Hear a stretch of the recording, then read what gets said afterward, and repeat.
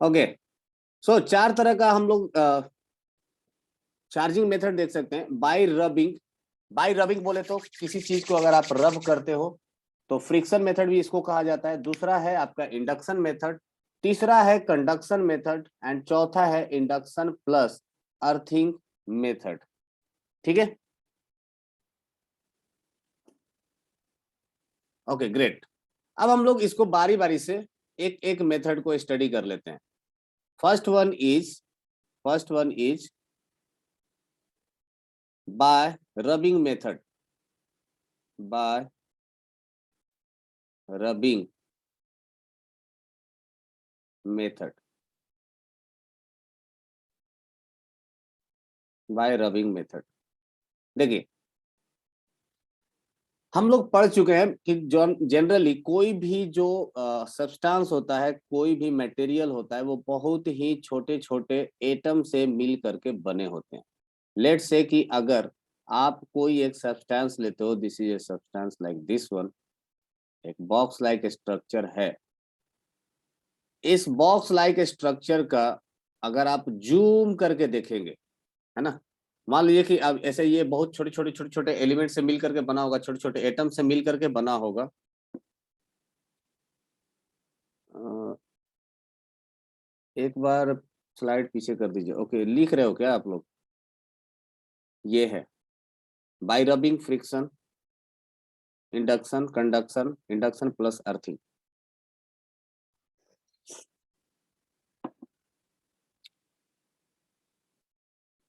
Okay, ठीक है, ठीक है।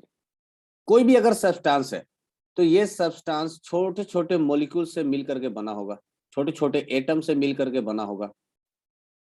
और एटम का स्ट्रक्चर आप लोग केमिस्ट्री में पढ़ चुके हो कि एटम का स्ट्रक्चर कैसा होता है। अब जस्ट इमेजिन करिए कि ये जितने भी मैं एटम बना रहा हूं, हर एक एटम का एक न्यूक्लियस होगा। इसका कहीं ना कहीं न्यूक्लियस होगा यहाँ पर। ये न्यूक्लियस है, ये एक न्यूक्लियस है, ये एक न्यूक्लियस होगा। और इस न्यूक्लियस के चारों तरफ इलेक्ट्रॉन क्या कर रहे होंगे? चक्कर लगा रहे होंगे। मैं यहाँ पर इसको थोड़ा सा जूम करने जा रहा हूँ, मतलब मैं स्टडी करने वाला हूँ एक एटम के बारे में कि अगर एक एटम होगा, ये कुछ इस तरह का होगा एटम, ठीक है। इसके सेंटर पर एक न्यूक्लियस होगा, यहाँ पर न्यूक्लियस होगा जिसका पॉजिटिव चार्ज होगा। और इसके चारों तरफ इलेक्ट्रॉन्स ये चक्कर लगा रहे होंगे। अब इमेजिन करिए कि जब आप, बिल्कुल बिल्कुल रॉकी, नया नोट्स लिखने की जरूरत नहीं है, पुराना वाला ही है, इसमें एक्स्ट्रा कुछ नहीं होगा। अगर कुछ होगा तो आप पुराने वाले नोट्स को ही ओपन करके बैठे रहिए। कुछ ऐड करने लायक कुछ पॉइंट आता है तो उसमें ऐड कर लीजिए, otherwise you need not to write down again. आप इसको फिर से लिखने की जरूरत नहीं है। ओके, सो आगे बढ़ते हैं। अगर ये न्यूक्लियस है, इसके सेंटर पर प्रोटॉन होगा, ये पॉजिटिवली चार्ज होगा, और इसके चारों तरफ इलेक्ट्रॉन होंगे जो कि इसके चारों तरफ ये रिवॉल्व कर रहे होंगे, ये रिवॉल्व कर रहे होंगे ऑन अ सर्कुलर पाथ। जब भी हम लोग किसी ऑब्जेक्ट से रब करते हैं, इसके ऊपर किसी ऑब्जेक्ट से रब करते हैं, तो एक दो इलेक्ट्रॉन जो होते हैं, ये इलेक्ट्रॉन इजेक्ट हो जाते हैं। इजेक्ट मतलब रिमूव हो जाते हैं, बाहर चले जाते हैं। इसके वजह से आपका चार्ज डिसबैलेंस हो जाता है। मैं यहां पर लिख सकता हूं कि due to rubbing, due to rubbing, due to rubbing, few electrons, few electrons ejected, ejected or or added, or added to neutral atom. Neutral atom में हम इलेक्ट्रॉन को या तो ऐड, किसी किसी भी न्यूट्रल एटम में या तो ऐड हो जाता है या किसी से सब्ट्रैक्ट, रिमूव हो जाता है। So due to rubbing, few electrons ejected or added to neutral atom, neutral atom, which causes, which causes unbalanced, unbalanced net which causes unbalanced net positive and negative charge.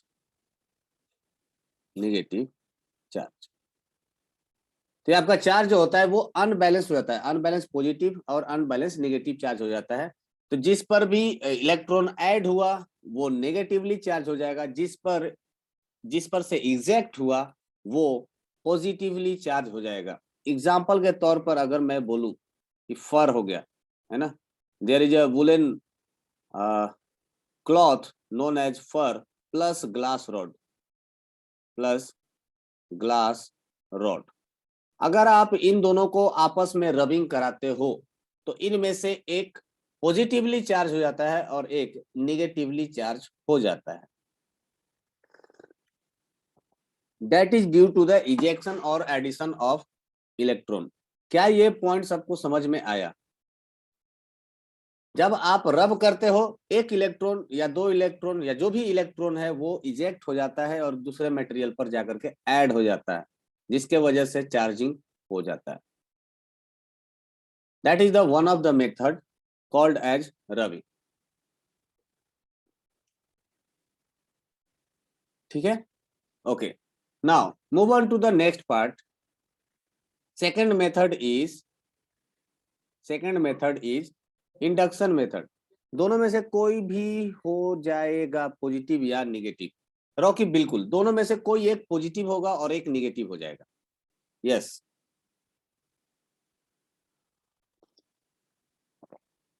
अब देखो अनुराग, इन दोनों में से कौन positive होगा कौन निगेटिव होगा ये ऐसे पहचानना मुश्किल है ना, इसको ऐसे पहचानना मुश्किल है।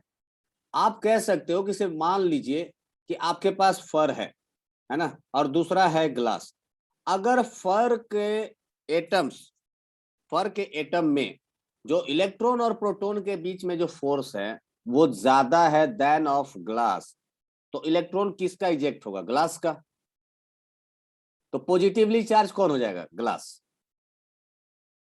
मेरी बात समझ में आ रही है? मान लीजिए कि आपके पास जो भी एग्जांपल जो मैंने लिया, ये फर में जो भी इलेक्ट्रॉन और प्रोटॉन के बीच का जो फोर्स है, मान लीजिए कि इसके सेंटर पर जो भी पॉजिटिव चार्ज होगा और जो इलेक्ट्रॉन होगा, इन दोनों के बीच में आपस में एक फोर्स लगेगा। ग्लास रॉड के भी न्यूक्लियस में और इसके जो भी इलेक्ट्रॉन है, इलेक्ट्रॉन के बीच में एक फोर्स लगेगा। अगर ये फोर्स, ग्लास का फोर्स, फर के फोर्स से कमजोर है, दिस इज फर, अगर इससे इसका फोर्स ज्यादा है तो इलेक्ट्रॉन लूज कौन करेगा? ग्लास लूज कर देगा। और गेन कौन करेगा? फर। ऑब्वियसली इलेक्ट्रॉन कहीं से निकलेगा तो कहीं तो डिपॉजिट होगा। ओके, तो इसलिए ये क्या हो जाएगा? पॉजिटिवली चार्ज हो जाएगा और ये क्या हो जाएगा? सॉरी, ये हो जाएगा, हाँ सही है, ये पॉजिटिवली चार्ज और ये हो जाएगा निगेटिव चार्ज। तो चार्जिंग बाय रबिंग में ये प्रोसेस होता है। दूसरे हम लोग बात करें charging by induction method. Induction method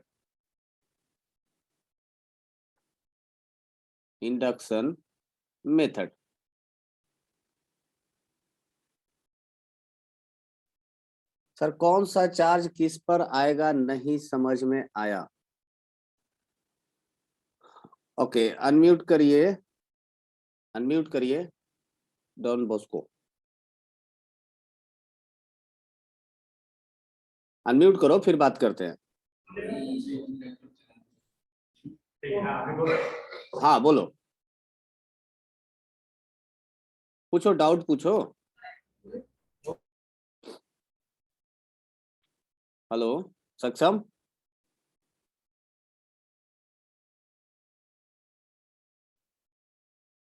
देखो फिर से मैं आपको बता देता हूँ, मैं आपको फिर से बोलता हूँ, एक बात समझ लीजिए। देखो लेट से कि ये मेरे पास वुलन कपड़ा है ना, और ये मेरे पास एक पेन है। I am going to rub this pen with this muffler, okay. मैं इसको ऐसे ऐसे रब करता हूं। मैं इसको रबिंग करने के वजह से हो सकता है कि ये मफलर चार्ज हो जाए और ये पेन भी चार्ज हो जाए। अब इन दोनों में से कौन पॉजिटिव होगा और कौन नेगेटिव होगा, ये इस बात पर डिपेंड करेगा कि electrostatic force between electron and proton pen का ज्यादा है कि मफलर का। ये बात समझ में आ रही है? एक जनरल एग्जांपल लीजिए, हम लोग घर में सरेस कागज इस्तेमाल करते हैं फॉर रबिंग, है ना। चीजों को स्मूथ करने के लिए सरेस कागज इस्तेमाल करते हैं, यू नो दैट।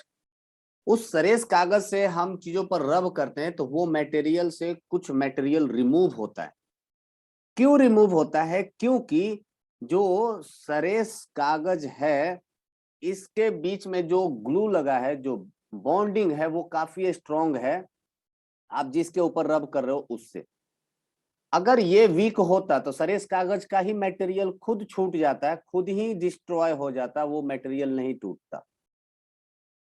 क्या ये बात समझ में आई आपको? ये भी नहीं समझ में आया?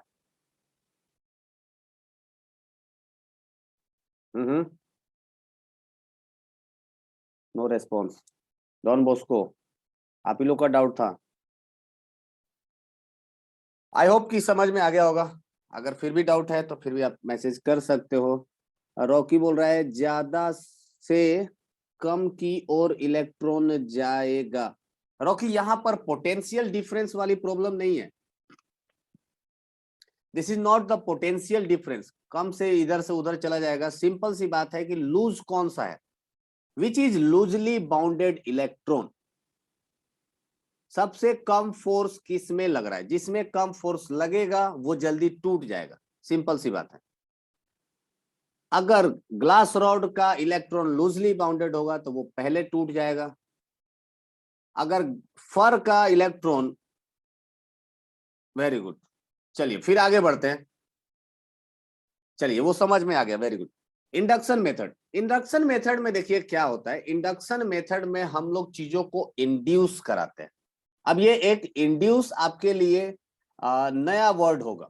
इंडक्शन, ये बार बार वर्ड इस्तेमाल होगा। मैग्नेटिक इंडक्शन, करंट का इंडक्शन, चार्ज का इंडक्शन। तो इंडक्शन का मतलब हो जाता है, हिंदी में इसको कैसे समझाएं? इंडक्शन का मतलब लाना, है ना। उसको इंड्यूस कर लेना, उसको लाना।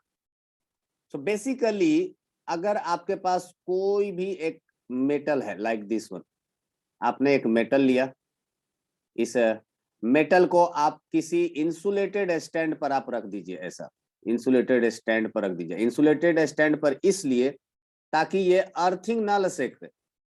अगर ये अर्थिंग लेगा तब तो इसको इलेक्ट्रॉन मिलता ही रहेगा हमेशा, ओके। तो ये इंसुलेटिंग स्टैंड पर होना चाहिए। This is insulated stand. अब इंसुलेटेड स्टैंड वुड भी हो सकता है। एक ऐसा चीज जो कि नॉन कंडक्टिंग हो, कंडक्टर नहीं हो, वो इंसुलेटिंग स्टैंड कहा जा सकता है, ओके। और ये हो गया एक मेटल, बोले तो कंडक्टिंग, या कुछ भी हो सकता है। ये एक मटेरियल हो गया कोई भी। आपके पास एक चार्ज बॉडी है, आपके पास एक चार्ज बॉडी है। मान लीजिए कि फ्रिक्शन मेथड से आपने ग्लास रॉड को चार्ज किया है और ये आपके पास ग्लास रॉड आ गया जो कि पॉजिटिवली चार्ज है। ये एक पॉजिटिवली चार्ज ग्लास रॉड है। अब अगर आप इस ग्लास रॉड को इसके पास लेकर के जाएंगे, याद रखिए पास लेकर के जाएंगे, टच नहीं कराना है अभी भी, सिर्फ आपको इसको इसके करीब लेकर के जाना है। जैसे कि हम लोग मैग्नेट के केस में करते हैं, एक मैग्नेट को अगर दूसरे मैग्नेट के पास लेकर के जाएंगे तो ये इस पर फोर्स लगा देगा। This is north pole, this is south pole. अगर आप किसी दूसरे मैग्नेट के पास लेकर के जाएंगे जिसका नॉर्थ और साउथ पोल ऐसा कुछ है, तो ये मैग्नेट इस मैग्नेट को इधर दूर धक्कर देगा, है ना।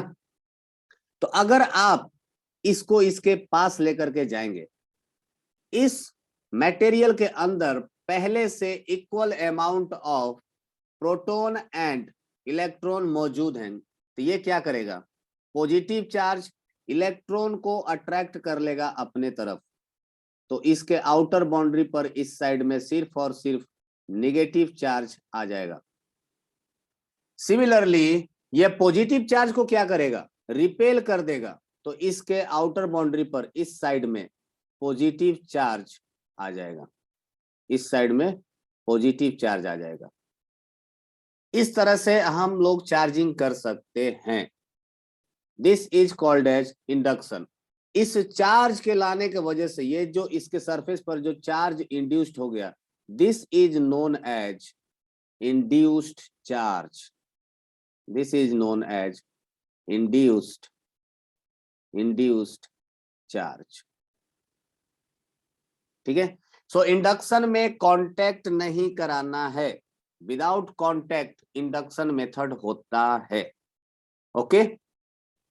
जैसे आप ऐसे रब करते हो, देखो बेस्ट एग्जांपल है, हम लोग जो पेन को रब करते हैं और उसके बाद कागज के टुकड़ों को उठाते हैं, कागज और इस पेन के बीच में कोई कांटेक्ट नहीं होता है।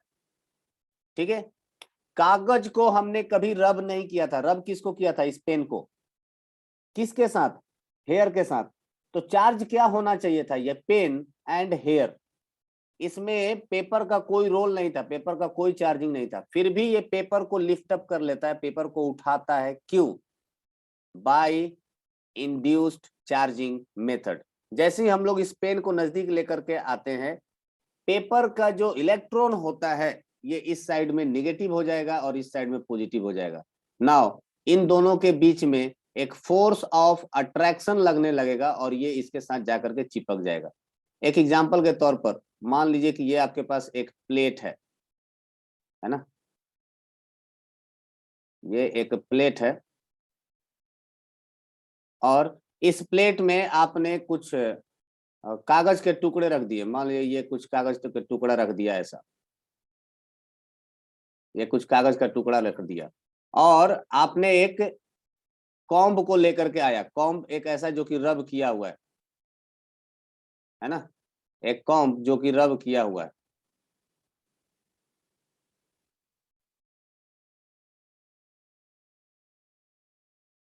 ना, ये एक कॉम्ब है जो कि हम लोग हेयर के साथ रब किए हुए हैं। नाउ लेट से मान लेता हूं कि ये जो कॉम्ब है ये पॉजिटिवली चार्ज हो गया।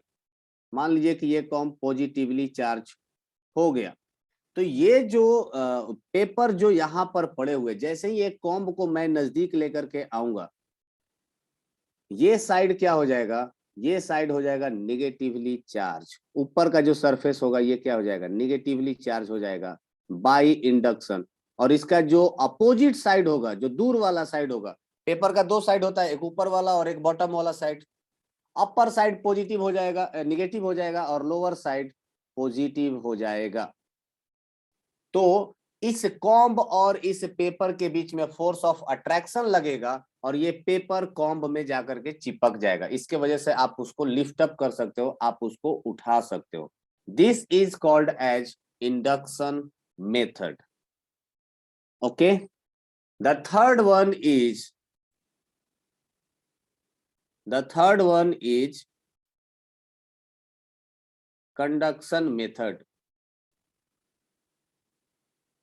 कंडक्शन मेथड ये आप लोग क्लास 7th में, अगर आपको याद होगा, ऐसा मैं इमेजिन कर सकता हूं, अगर याद होगा तो हम लोग हीट ट्रांसफर पढ़े थे, हीट बाय कंडक्शन, है ना। आपको अगर याद होगा तो सॉलिड वगैरह में हम लोग हीट ट्रांसफर पढ़ते थे, कंडक्शन, रेडिएशन वगैरह वगैरह, कन्वेक्शन। नहीं याद है, छोड़ो। सो ये जो कंडक्शन होता है, कंडक्शन, यहां पर एक चार्ज बॉडी का दूसरे बॉडी के साथ कांटेक्ट होना जरूरी है। एक चार्ज बॉडी का दूसरे बॉडी के साथ कांटेक्ट होना जरूरी है। इमेजिन करिए जो पिछला सेटअप था, यही सेटअप हम लोग रखते हैं। ठीक है। और यहां पर मैंने लगा दिया है कि insulating stand, this is insulated stand like this one, ये हो गया earthing and this is insulated stand, insulated. अब अगर आप एक चार्ज बॉडी को लेकर के आते हो, अगर आप एक चार्ज बॉडी को लेकर के आते हो, लेट से ये एक पॉजिटिवली चार्ज है, ये एक पॉजिटिवली चार्ज है, आप इसके करीब लेकर के आते हो, जो सेकंड फिगर होगा, सेकंड फिगर इस पर कुछ इस तरह से होगा कि this is your body, this is insulating stand, और इसके ऊपर ये सिस्टम रखा हुआ है, और आप इस चार्ज बॉडी को इसके साथ टच करा देते हैं। This is positively charge body. तो इसमें से जो कुछ चार्ज होगा वो इसमें भी ट्रांसफर हो जाएगा। ये चार्ज कुछ जो इस पर था, मान लीजिए कि ये इनिशियली इस पर Q चार्ज था, तो अब इसमें से Q में से कुछ चार्ज बाहर निकल जाएगा और ये इस पर एक Q चार्ज आ जाएगा। क्या ये बात सबको समझ में आई? This is called as conduction method. यहां से कुछ चार्ज इस बॉडी पर, न्यूट्रल बॉडी पर, this is neutral, this is neutral, इस न्यूट्रल बॉडी पर चार्ज ट्रांसफर हो गया बाय कंडक्शन मेथड। जब इन दोनों के बीच में एक कांटेक्ट होगा तो हम लोग कह सकते हैं कि ये चार्जिंग जो हुआ वो कंडक्शन मेथड से हुआ। अब कंडक्शन और इंडक्शन में एक पॉइंट बहुत ही इंपॉर्टेंट है, याद रखिए, this conduction is only valid, conduction is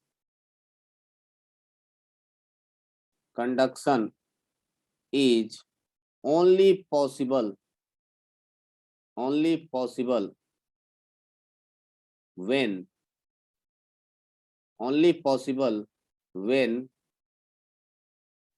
two objects are, the two bodies are conducting material, two bodies are conducting material, या कह सकते हो कंडक्टर हो, कंडक्टिंग मटेरियल, कंडक्टिंग मटेरियल, या कह सकते हो कि कंडक्टर हो।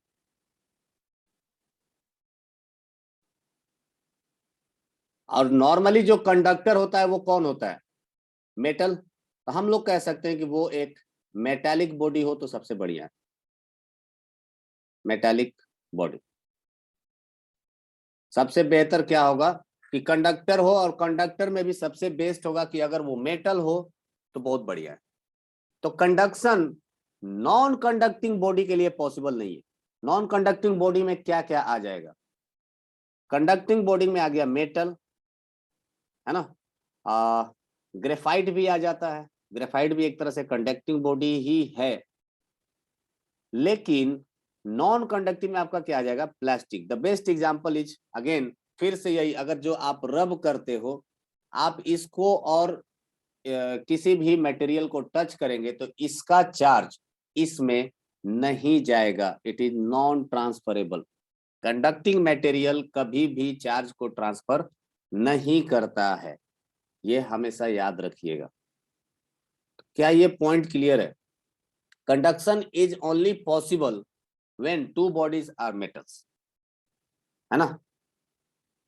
कंडक्शन तभी होगा जब दो बॉडी कंडक्टिंग होगा, जब वो मेटल होगा तब। ओके, सो इस पर बेस्ड इंडक्शन बाय चार्जिंग, मैं थोड़े देर में आपको उस पर भी मैं बताता हूँ। इस पर बेस्ड मैं पहले आपको एक एक्सपेरिमेंट दिखाना चाहता हूँ। Can you see the screen? आप लोगों को ये एक वीडियो दिख रहा है?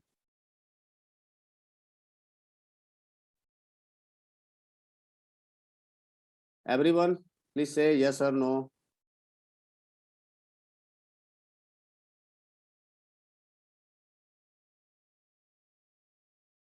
ओके, ठीक है, ग्रेट।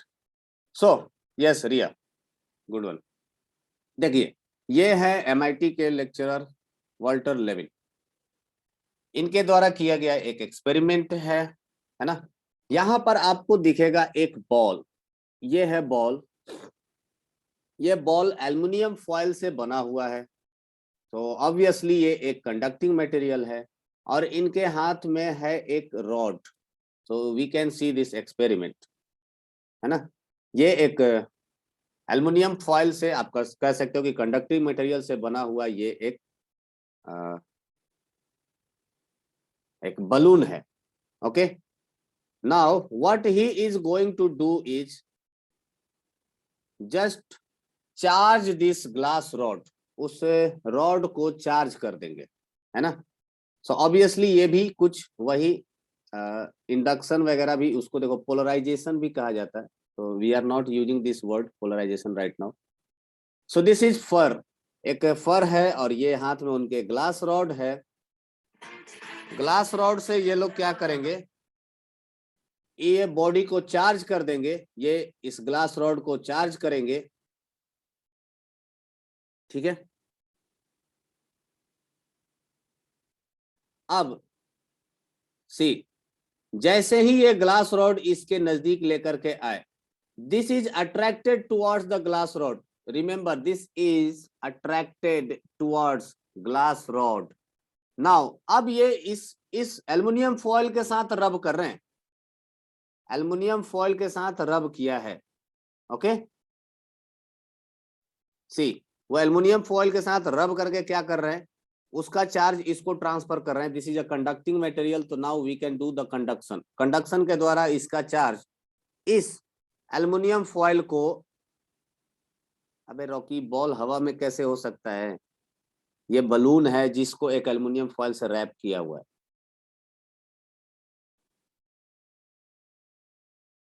अब देखिए, ये पहले जो अट्रैक्ट हो रहा था अब ये रिपेल होने लगेगा। कैन यू इमेजिन कि पहले जो इसमें अट्रैक्शन हो रहा था अब इसमें रिपल्सन होने लगेगा। हाँ, हेलो, क्लास के बाद करते हैं।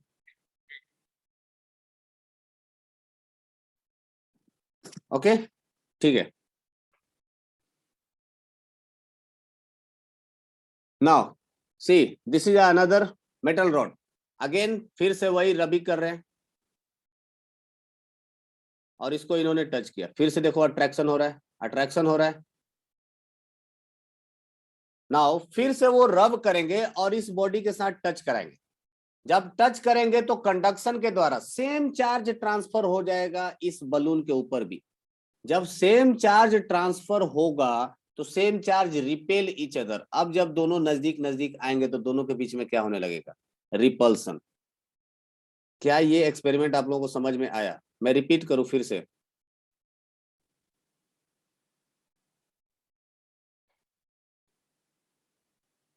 अनुराग, मैं वही समझाने की कोशिश कर रहा हूं कि पहले इसमें रिपल्सन क्यों हुआ था। देखिए सी, पहले ये बॉडी क्या था, अनचार्ज था। मेरी बात को समझिए, पहले ये बॉडी क्या था, अनचार्ज, ये था न्यूट्रल बॉडी। और आप इस ग्लास रॉड को क्या कर रहे हो, चार्ज कर रहे हो। आप इस ग्लास रॉड को चार्ज कर रहे हो सकता है कि इस ग्लास रॉड पर अलग अलग रॉड से नहीं था, एक ही रॉड से है दोनों। आप ध्यान से देखिएगा, दोनों एक ही रॉड से था। आप इस ग्लास रॉड को चार्ज किए, मान लीजिए कि ये पॉजिटिवली चार्ज हो गया, पूरा का पूरा ग्लास रॉड पॉजिटिवली चार्ज हो गया। अब ये जैसे ही ग्लास रॉड इस न्यूट्रल कंडक्टिंग मटेरियल के पास आएगा, इसके सरफेस पर ये साइड में पॉजिटिव, इधर पॉजिटिव है तो इधर क्या आ जाएगा, निगेटिव चार्ज इंड्यूस हो जाएगा, निगेटिव चार्ज इंड्यूस हो जाएगा।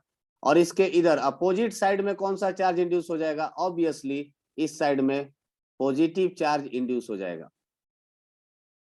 इधर की तरफ पॉजिटिव चार्ज इंड्यूस हो जाएगा। ये रहा पॉजिटिव पॉजिटिव पॉजिटिव। अब ये जब पॉजिटिव चार्ज इस नेगेटिव चार्ज के पास आएगा तो ये ग्लास रॉड इस मटेरियल को क्या करेगा, अट्रैक्ट करेगा, because positive and negative attract each other. This is called as induction. क्या ये क्लियर है? अब मैं इस एक्सपेरिमेंट को रन कराऊं, मैं इस वीडियो को करता हूं ऑन, और देखिए कि क्या ये प्रोसेस वही चीज है जो मैं आपको बता रहा हूं। See this. This is rubbing will produce a charge on glass rod. जैसे ही इसको इसके पास लेके जाएंगे, इस बलून पर इंडक्शन होगा, जो इस पर चार्ज होगा इसका अपोजिट डायरेक्शन में इंडक्शन होगा। अगर ये पॉजिटिव होगा तो इधर निगेटिव, अगर निगेटिव होगा तो इधर पॉजिटिव। तो ये दोनों आपस में एक दूसरे को क्या करेंगे, इंड्यूस। याद रखिए अभी तक कांटेक्ट नहीं हुआ है, इन दोनों के बीच में कोई कंडक्शन नहीं है। जब तक कांटेक्ट नहीं होगा तब तक कंडक्शन नहीं होगा। अभी तक जो भी हो रहा होगा वो क्या होगा, इंडक्शन होगा। क्या यहां तक ये वाला ये पॉइंट तक क्लियर है क्या? प्लीज से एवरीवन थम्स अप और यस। अगर ये एक्सपेरिमेंट यहां तक क्लियर है तो फिर हम लोग आगे बढ़ेंगे। से एवरीवन यस और नो।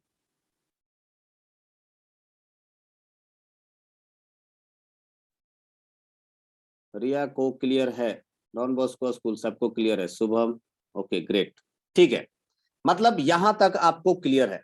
इसके अगला एक्सपेरिमेंट, अब इसके बाद ये क्या करेंगे प्रोफेसर साहब, इस रॉड को इसके साथ टच कराएंगे, इस रॉड को इसके साथ कांटेक्ट में लाएंगे।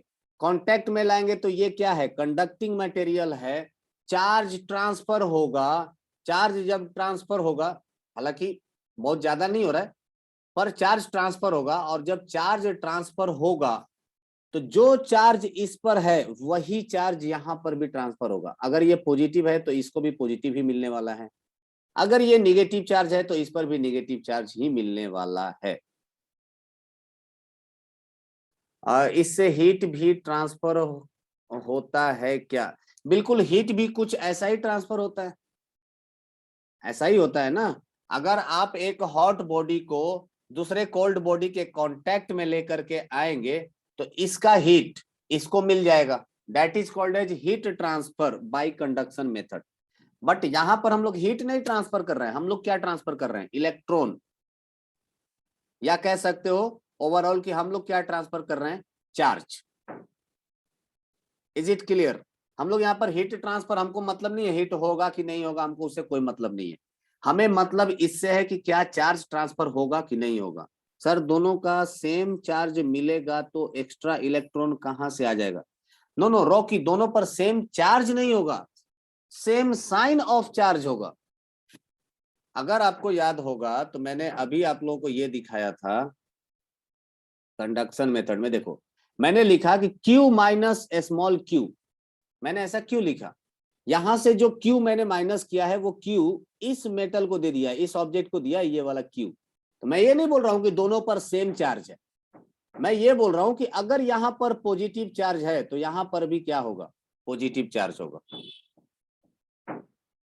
रॉकी ये पॉइंट क्लियर है क्या? मान लीजिए ऐसा ऐसा ऐसा ले लीजिए, मान लीजिए कि यहाँ पर इनिशियली इसके पास Q is equal to 100 coulomb था, 100 कूलम था। तो 100 कूलम में से इस मेटल बॉडी को इसने दे दिया Q is equal to 40 coulomb, तो इसके पास कितना बच गया, 60 कूलम। अब ये भी पॉजिटिव है और ये भी क्या है, पॉजिटिव। तो मैं ये नहीं बोल रहा हूं कि दोनों पर चार्ज सेम है, मैं ये बोल रहा हूं कि दोनों पर जो चार्ज है उसका पोलैरिटी सेम है, साइन सेम है, दोनों या तो पॉजिटिव होंगे या तो निगेटिव। क्या ये क्लियर है रॉकी? आगे बढ़े? Okay great. सो अब समझिए कि अगर दोनों पर चार्ज सेम हो जाएगा तो ये दोनों आपस में एक दूसरे के ऊपर रिपल्सन फोर्स लगाएंगे। Now this experiment will show you the second part, conduction.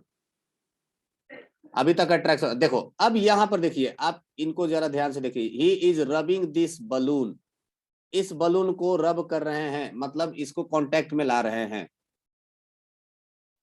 Anurag opposite charge नहीं हो सकता है, अगर आप कंडक्शन कराएंगे तो अपोजिट चार्ज नहीं होगा।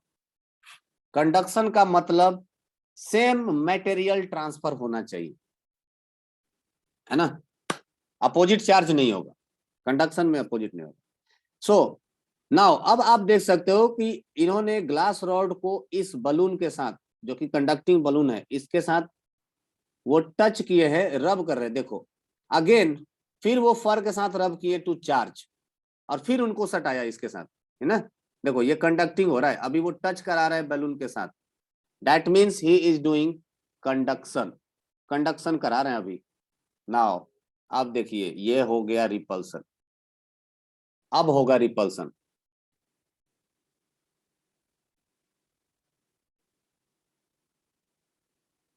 नाउ अब होगा रिपल्सन। देखो ये जैसे जैसे रॉड नजदीक लाएंगे अब रिपल्सन होना स्टार्ट होगा। क्यों?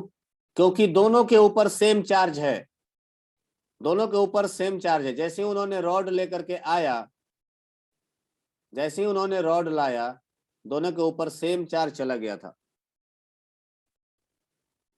मैं फिर से उसको रिवाइंड किया हूं। ग्लास को रब कर रहे हैं इसके साथ सो डैट की चार्ज ट्रांसफर हो जाए मेटल पे। और जैसे ही ये चार्ज ट्रांसफर हो जाएगा, अगेन इस रॉड को चार्ज करेंगे और इसके पास लेकर के आएंगे। सी, जैसे जैसे ये पास लेकर के आएंगे रॉड, यहां पर इमेजिन करिए कि जो चार्ज इसके ऊपर है, मान लीजिए कि इसके ऊपर अगर पॉजिटिव चार्ज है, तो बाय कंडक्शन इस रॉड से इन्होंने इसके ऊपर भी पॉजिटिव चार्ज ट्रांसफर किया था। किसके द्वारा? Bye conduction method. कौन से मेथड के द्वारा? Conduction method. बाय कंडक्शन इन्होंने चार्ज ट्रांसफर किया था इस रॉड से इस बलून के ऊपर। तो चार्ज जो ट्रांसफर होगा दोनों के ऊपर सेम चार्ज होगा, ये पॉजिटिव ये पॉजिटिव। अब ये दोनों आपस में एक दूसरे को क्या करेंगे? रिपेल करेंगे। तो यही ये एक्सपेरिमेंट अब इसके बाद है। ठीक है, ये आप देख सकते हो कि अब ये हो रहा है रिपल्सन। ठीक है, ओके। थोड़ा सा एक्सपेरिमेंट को करते हैं फास्ट, ये थोड़ा सा पढ़ाएंगे बच्चों को, पर एक्सपेरिमेंट को करते हैं थोड़ा सा फास्ट। Let's see. अब ये एक बलून है ना, बर्थडे बलून। हम सबके पास होता है बर्थडे बलून। कई बार देखो बर्थडे बलून को लोग हम लोग क्या करते हैं, घरों में चिपकाते हैं by help of some kind of glue वगैरह वगैरह। मैंने बोला था कि अगर आप बलून को रब कर देंगे तो उसमें भी चार्ज आ जाएगा, और बलून को अगर आप यहाँ पर रखेंगे तो ये स्टिक कर जाएगा, ये चिपक जाना चाहिए। लेकिन कई बार ऐसा नहीं होता है। मुंह से फूंकते हो तो आप जो हवा उस बलून के अंदर भरते हो डेट इज क्वाइट हेवी। आप अगर हाइड्रोजन इसके अंदर या जो भी हीलियम भरा जाता है, अगर आप हीलियम भरेंगे इसके अंदर, हाइड्रोजन नहीं भर सकते हैं सॉरी, हीलियम जो भी भरा जाएगा, हीलियम हल्का होता है तो वो इधर दीवार पे जाकर के रुक भी जाता है, स्टिक कर जाता है। एक्चुअली इट हैपेंस, है ना। नाउ अगेन ये बलून के साथ क्या कर रहे हैं, बलून को जस्ट सी दिस एक्सपेरिमेंट।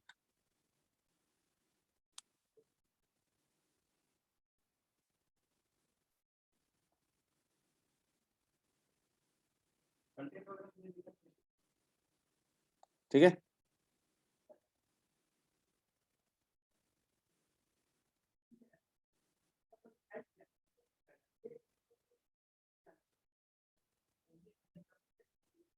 फिर से मैं इस एक्सपेरिमेंट को रिपीट करता हूं।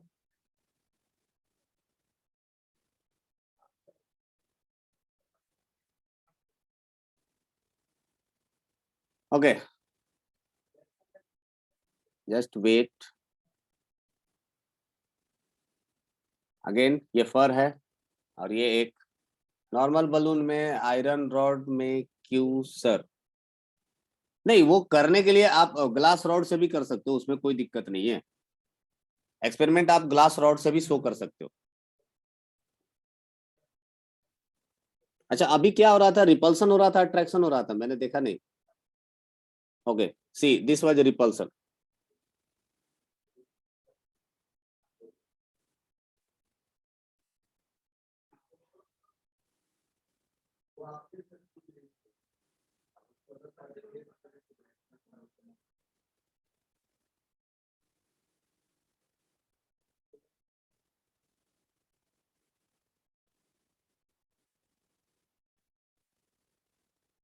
Again repulsion.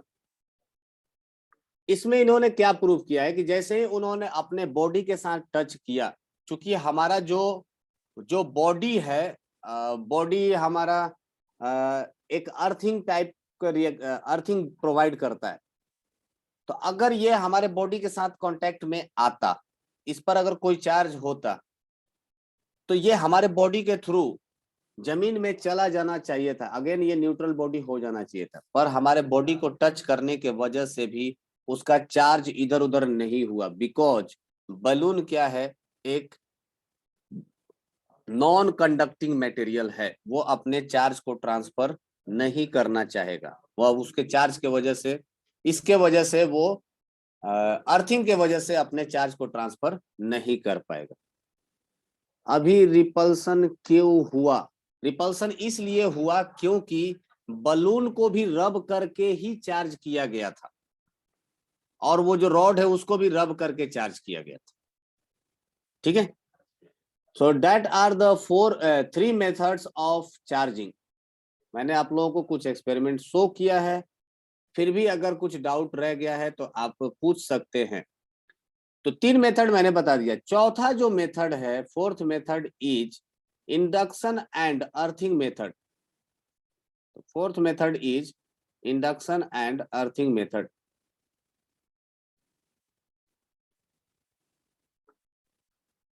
Let me find the fourth method.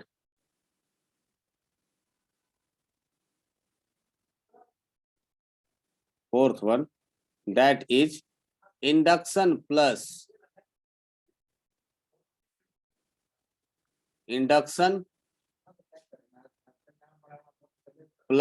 Earthing method. Earthing method, ठीक है। अब इंडक्शन और प्लस अर्थिंग मेथड में क्या होता है कि जैसे मान लीजिए कि आपने ये जो कोई भी सॉलिड स्फीयर लिया या कुछ भी मटेरियल लिया, इसको आपने इंसुलेटिंग मटेरियल पर आपने रख दिया, इंसुलेटिंग मटेरियल पर अगर आपने इसको रख दिया, और यहाँ पर अगर आप कोई भी एक चार्ज रॉड या कुछ भी कोई भी एक मटेरियल लेकर के आते हो जो कि पॉजिटिवली चार्ज है, जैसे ही आपने इसको करीब लेकर के आया, इसके बाउंड्री पर इधर के तरफ ये नेगेटिवली चार्ज हो गया, है ना, ये नेगेटिवली चार्ज हो गया, और ये जो आउटर बाउंड्री है ये पॉजिटिवली चार्ज हो गया, ये वाला पॉजिटिवली चार्ज हो गया, है ना। अब अगर आप इस साइड को इधर से आपने कोई भी एक अर्थिंग प्रोवाइड कर दिया, इसको आपने एक अर्थिंग प्रोवाइड किया, अर्थिंग मतलब समझ रहे हो ना, कि आपने एक वायर इसको कनेक्ट किया किसके साथ, अर्थ के साथ। अर्थ के साथ हम लोग ऐसे नॉर्मल आप घर में भी अर्थिंग प्रोवाइड करते हो, जनरल इलेक्ट्रिसिटी में भी। अर्थ को हम लोग एक बहुत बड़ा सोर्स या सिंक मानते हैं। सोर्स इसलिए क्योंकि अगर आपको इलेक्ट्रॉन का कमी होगा तो भी अर्थ प्रोवाइड कर देगा, आपके पास बहुत ज्यादा इलेक्ट्रॉन होगा तो भी अर्थ अपने अंदर ले लेगा। तो एक तो ये सोर्स है, आपको इलेक्ट्रॉन प्रोवाइड भी करा देता है, दूसरा ये सिंक भी है जो आपको इलेक्ट्रॉन आपसे खींच लेता है। जो आपका क्लाउड, जो आपका इलेक्ट्रिसिटी जो आप देखते हो थंडरिंग, वहां पर जो इलेक्ट्रॉन है वो अर्थ से बहुत लार्ज अमाउंट ऑफ इलेक्ट्रॉन बादल के तरफ जाता है ना, तो वहां पर एज ए सोर्स काम करता है। यहां पर भी देखिए कि इस सिनेरियो में क्या होगा कि ये जो मेटल है यहाँ पर पॉजिटिवली चार्ज है, और इस अर्थ के पास बहुत ज्यादा इलेक्ट्रॉन है, इसके पास बहुत ज्यादा इलेक्ट्रॉन है।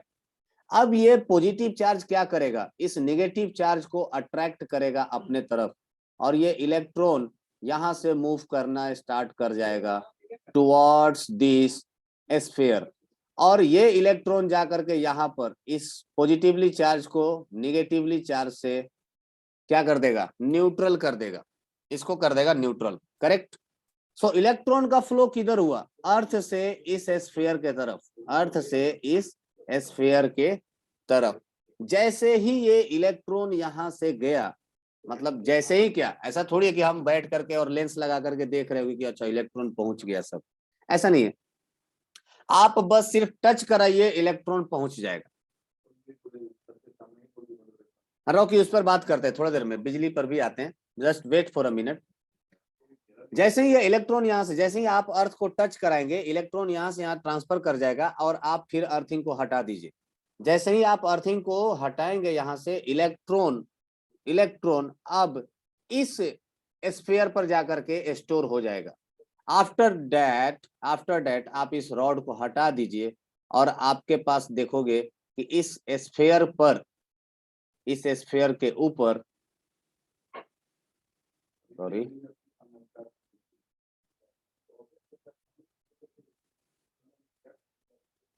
इसके ऊपर आपको नेट नेगेटिव चार्ज इंड्यूस्ड दिखेगा। क्यों? क्योंकि ये पॉजिटिव और नेगेटिव, ये तो पहले से न्यूट्रल थे। ये जो आपको जो पॉजिटिव चार्ज दिख रहा है, ये पॉजिटिव चार्ज और ये नेगेटिव चार्ज मिलकर के पहले से न्यूट्रल था। ये एक्स्ट्रा नेगेटिव चार्ज आकर के इसको क्या कर देगा? चार्ज कर देगा। अब आपका अर्थिंग का रास्ता भी कट चुका है, तो अब इलेक्ट्रॉन वापस भी नहीं जा सकता अर्थ में। It is trapped and it is negatively charge, negatively charged. क्या ये समझ में आया? इसमें किसी को डाउट है? इंडक्शन प्लस अर्थिंग में this is the one of the method, है ना।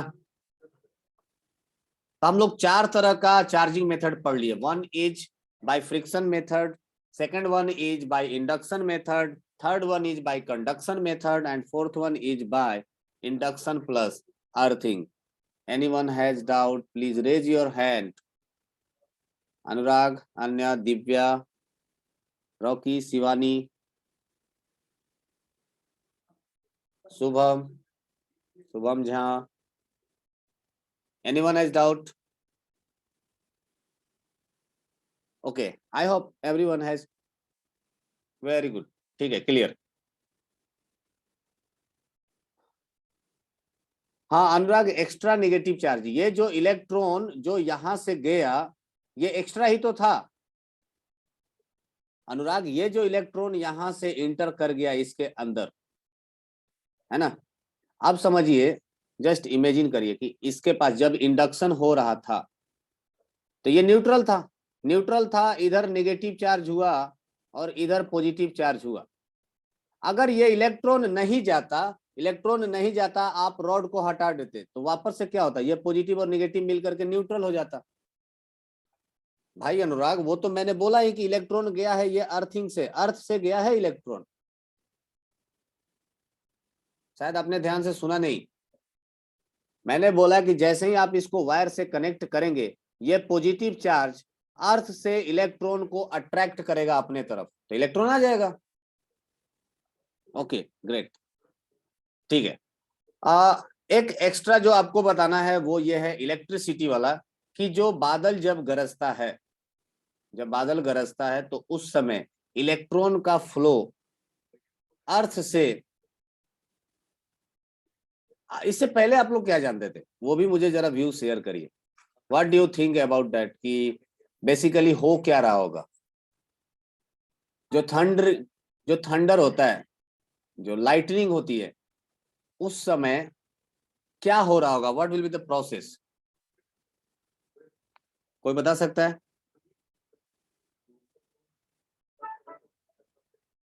ओके, हाँ yes, someone has raised his hand. Shubham है, हैंड रेज किया था, बताना चाहते हो क्या? बता सकते हो, कोई दिक्कत नहीं है, कोई चाहे तो बता सकता है। हाँ यस, डॉन बॉस्को।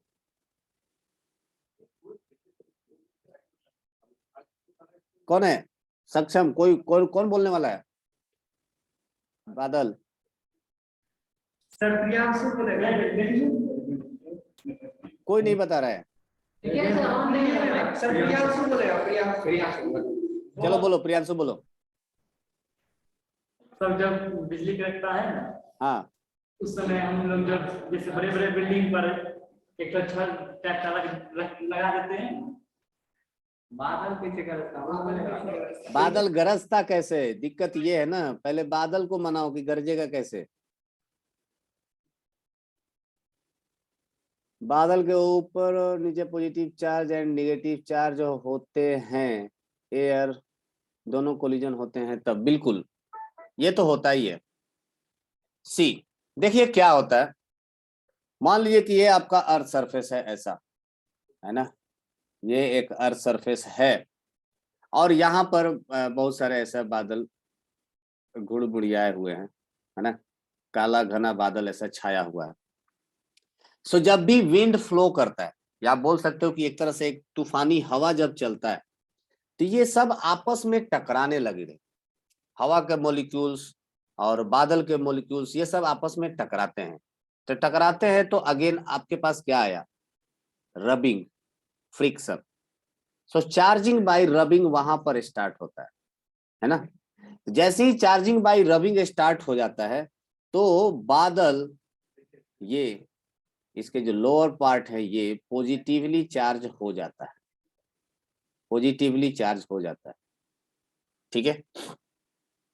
अब अगर बादल बहुत ज्यादा हैं या कह सकते हो कि चार्ज बहुत ज्यादा हो गया, इतना चार्ज हो गया, इतना सफिशिएंट चार्ज हो गया कि ये अर्थ के पास जितना भी इलेक्ट्रॉन है या अर्थ के पास जो इलेक्ट्रॉन है इस इलेक्ट्रॉन पर फोर्स लगा करके अपने तरफ खींच सके।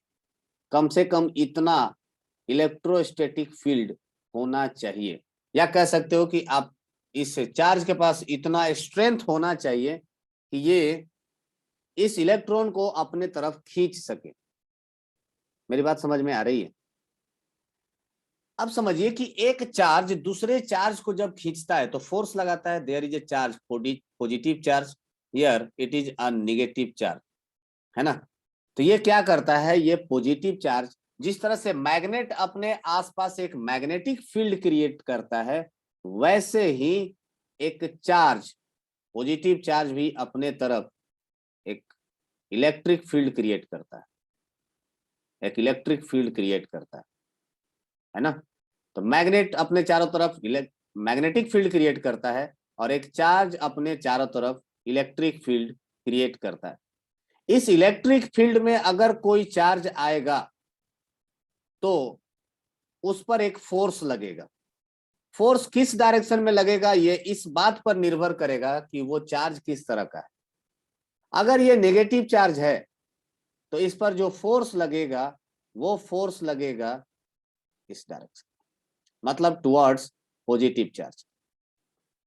तो ऐसा ही कुछ समझिए कि ये यहाँ पर पॉजिटिवली चार्ज है और इस पॉजिटिव चार्ज के वजह से यहाँ पर क्या होगा, एक इलेक्ट्रिक फील्ड क्रिएट हो जाएगा बिटवीन ये क्लाउड एंड अर्थ सरफेस। ये एक इलेक्ट्रिक फील्ड क्रिएट हो जाएगा और ये इलेक्ट्रिक फील्ड क्या करेगा, इस इलेक्ट्रॉन के ऊपर फोर्स लगाएगा और ये इलेक्ट्रॉन किधर जाएगा, बादल के तरफ जाना स्टार्ट हो जाएगा, इट विल स्टार्ट मूविंग, है ना। ये इलेक्ट्रिक फील्ड में स्ट्रेंथ इतना होना चाहिए, एटलीस्ट इतना होना चाहिए कि ये इलेक्ट्रॉन को अपने तरफ अट्रैक्ट कर सके। This is the direction of electric field. अब कई बार आदमी हम लोग बोलते हैं कि से we should use our laptop और मोबाइल्स ड्यूरिंग थंडरिंग। हम लोग क्या दलील क्या देते हैं, हमारा लॉजिक क्या होता है कि चलो मोबाइल फोन तो अंदर है, घर के अंदर है, बिजली थोड़ी ही ना भाग करके आने वाला है। See electric field can pass through any object, any material.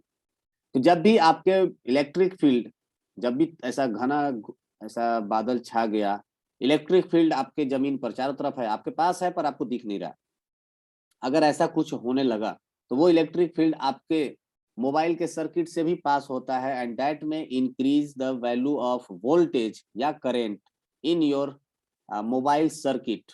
तो हो सकता है कि उसके वजह से कुछ डैमेज पहुंच जाए और पहुंचता भी है। खैर अपार्ट फ्रॉम दैट हम लोग वापस आते हैं। अब ये इलेक्ट्रिक फील्ड क्या करता है, इन सारे इलेक्ट्रॉन्स के ऊपर फोर्स लगाता है, किधर के तरफ, पॉजिटिव चार्ज के ऊपर, है ना। तो ये इलेक्ट्रॉन भागते हैं ऊपर के तरफ, सब ऊपर के तरफ भागना स्टार्ट करते हैं, जिसके वजह से आपको एक स्पार्क दिखता होगा। जब भी थंडरिंग होता है एक स्पार्क होता है। स्पार्क किधर से आता है, आसमान से जमीन के तरफ आता है स्पार्क, ये हमेशा याद रखिएगा, ना कि जमीन से आसमान की तरफ जाता है। ये स्पार्क आपको आसमान से आता है। इसका मतलब करंट किधर से फ्लो कर रहा है, ऊपर से नीचे के तरफ। करंट किधर से फ्लो कर रहा है, आसमान से जमीन के तरफ। और याद रखिए direction of current is always opposite to the flow of electron. मतलब अगर इलेक्ट्रॉन जमीन से ऊपर जा रहा है तो करंट किधर आएगा, ऊपर से नीचे की तरफ। That's why the current goes from top to the bottom. अगर इलेक्ट्रॉन बादल से अर्थ के तरफ आता तो करंट नीचे से ऊपर के तरफ जाता, है ना। फिर जहां खड़े होते तुम्हारे अगल बगल से करंट निकल रहे होते, चारों तरफ से स्पार्क हो रहा होता, सिनेरियो कुछ उल्टा हो जाता। सी नेचर कितना ब्यूटीफुल है, कितना सोच समझ करके ये सारा चीज अरेंजमेंट किया हुआ है ना। मान लो कि अगर करंट नीचे से ऊपर की तरफ जाने लगता तब क्या होता। यहाँ बैठे हो, खाना खा रहे हो, बगल में से एक इलेक्ट्रिसिटी निकल के गया बादल में, है ना, कुछ भी हो सकता था। सो करंट ऊपर से नीचे की तरफ आता है। और करंट खत्म कहाँ होता है, इसलिए कहा जाता है कि जब भी आपको छुपना हो तो कुछ ऐसी जगह पर छुपिए जहां पर आपका हाइट किसी दूसरे ऑब्जेक्ट से छोटा हो।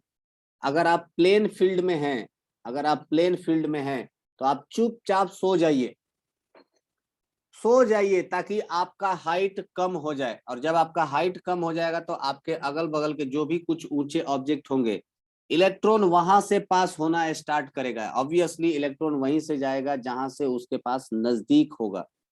बादल के बीच में और इलेक्ट्रॉन के बीच में जहां पर गैप कम होगा, इलेक्ट्रॉन वहीं से जाएगा। मान लीजिए कि यहाँ पर एक पेड़ है, ऐसा कुछ पेड़ है, तो इलेक्ट्रॉन कहां से फ्लो करेगा, इस ट्री से इसके पास जाना आसान है, देन ऑफ की यहां से जाना। तो ये सारे का सारा जो इलेक्ट्रॉन होगा अगल बगल का, ये सब इस ट्री के थ्रू पास होना स्टार्ट हो जाएंगे, यहां से आ जाएगा और ये ऐसा पास हो जाएगा। This will be the way. तो आप अगर यहाँ पर बैठे हैं तो आप बच सकते हैं, ठीक है। तो आप वैसे जगह पर खड़े रहिए जहां पर आपका हाइट अगल बगल के किसी ऑब्जेक्ट से छोटा हो, खास करके कंडक्टिंग ऑब्जेक्ट से, नॉन कंडक्टिंग से नहीं, कंडक्टिंग ऑब्जेक्ट से। तो सर इलेक्ट्रॉन तो पूरी ग्राउंड से जाता है ऊपर, बट सिर्फ एक जगह हमें बिजली गिरती क्यों दिखती है अनुराग? यही तो कारण है, वही तो मैं बता रहा हूँ कि एक जगह आपको इसलिए दिखता है क्योंकि जहां से इलेक्ट्रॉन का जाना इजी है, ये अर्थ से चारों तरफ से इलेक्ट्रॉन को इकट्ठा करता है और ये पेड़ के थ्रू ऐसे बाहर निकल जाएगा। या यहाँ पर अगर कोई पोल होगा, है ना, मैं एक दूसरा फिगर बनाता हूँ। जैसे मान लीजिए कि यहाँ पर कोई एक इलेक्ट्रिक पोल है या कोई आयरन का पोल है, यहाँ पर ऐसा रखा हुआ है ना, यहाँ पर बादल है, तो इलेक्ट्रॉन यहाँ से जाने के बजाय यहाँ से जाना पसंद करेगा। क्यों? क्योंकि यहाँ पर इन दोनों के बीच में फोर्स ज्यादा है ना। कोलम्स लॉ अगर आपको याद होगा, मैंने बताया तो नहीं इस क्लास में, पर पहले बता चुका हूँ, K(Q1Q2)/r²।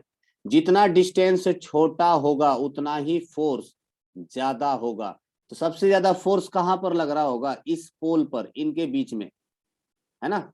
तो इलेक्ट्रॉन यहां से जाना पसंद करेगा, ना कि यहां से यहां जाना पसंद करेगा। This is not the path, this is the easiest path. तो इन सभी जगह से इलेक्ट्रॉन को ये इकट्ठा करेगा और इलेक्ट्रिसिटी यहां से पास होगा। तो इसलिए आपको बिजली सब जगह से कड़क करके यहां पर दिखेगा, बिजली कुछ ऐसा दिखेगा आपको। क्या ये पॉइंट सबको क्लियर है? यहां तक किसी को कुछ डाउट है क्या? क्या चार्जिंग मेथड सबको क्लियर है? इंडक्शन, कंडक्शन, इलेक्ट्रिसिटी वगैरह वगैरह, everything. Divya, Shivani, Shubham, okay great. अन्या,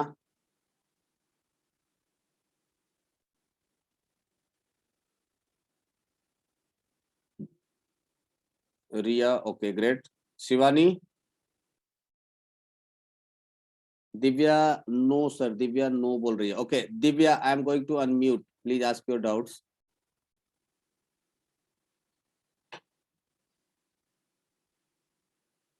दिव्या, वेरी दिव्या। के का वैल्यू होता है 9 × 10⁻⁹। Divya unmute yourself, ask your doubts. Sir कोई डाउट नहीं है, अच्छा, इसीलिए लिखी सर थी बोल रहे थे no no sir. Sir. Okay okay, ठीक है फिर। So here we will end our session.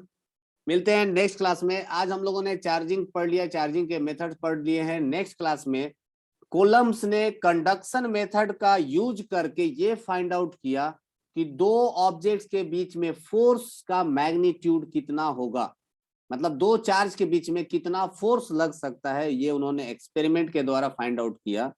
K Q1 Q2 by R square, that is known as Coulomb's law. तो Coulomb's law को स्टडी करेंगे and then we will go to the electricity. Yes hostels, कोई doubt है क्या आप लोगों को? Hostel में किसी को डाउट है क्या? अनम्यूट कर सकते हो अगर किसी को डाउट है तो. लैपटॉप पे सर के का वैल्यू कितना होता है? 9 into 10 raised to power 9. 9 into 10 raised to power 9. ठीक है. नोट्स में लिखा हुआ है, तुम लोगों के पास नोट्स है, नोट्स देखने का भी मेहनत कौन करेगा इतना? हैं? नोट में है सर हम कंफर्म नहीं थे सक्षम. ओके, हाँ मेहनत है ना, नोट्स ओपन करो, फिर पेज पलटो, देखो, समझ रहे हो कितना एनर्जी लॉस हो जाएगा उसमें, है ना? Okay, so see you again, मिलते हैं आप लोगों से. Till then keep studying, keep enjoying, keep revising. Bye bye Rocky.